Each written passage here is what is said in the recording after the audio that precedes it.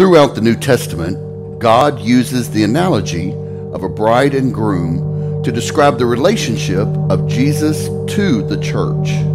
As a groom pledged his love to his bride, so Jesus committed his love to believers, pledged to return for us and promised us an eternity spent with him. We need to look at these ceremonies as they were during the first century to fully understand the significance of Jesus' teachings.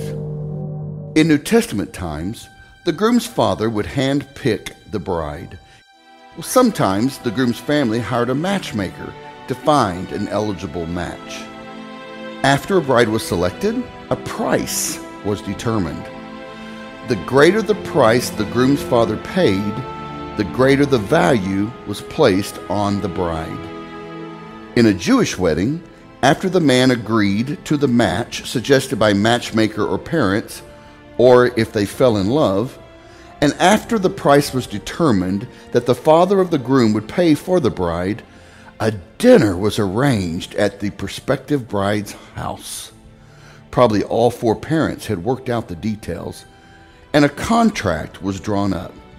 Now, this contract listed the promises of gifts that the bride would receive.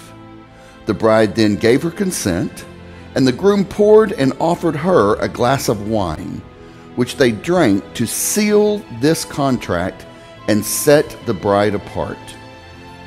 The metaphor here is that the ultimate price was paid to purchase the bride of Christ, and that was the death of the groom. The Father must consider us of great worth to have paid such a high price. The groom and bride were not yet joined in marriage, but their engagement was considered as seriously as if they were already married. After her engagement, the bride would take a ritual bath called a mikvah. This is a customary immersion in a ritual bath whose water purified her as she awaited her wedding. In New Testament times, a now engaged groom went to his father's house to build an additional room. It was up to the father, not the groom, when the groom could go fetch his bride.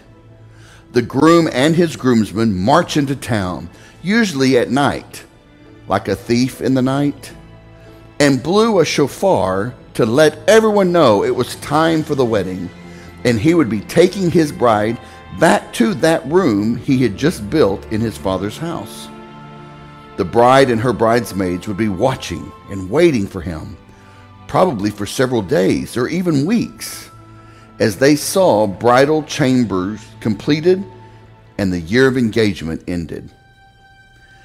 This ties into how Jesus taught that he was going to his Father's house to prepare a place for us, his bride, and that one day he would return to get us, but only his Father knows the time and date. Jesus also told us to keep watch for his return.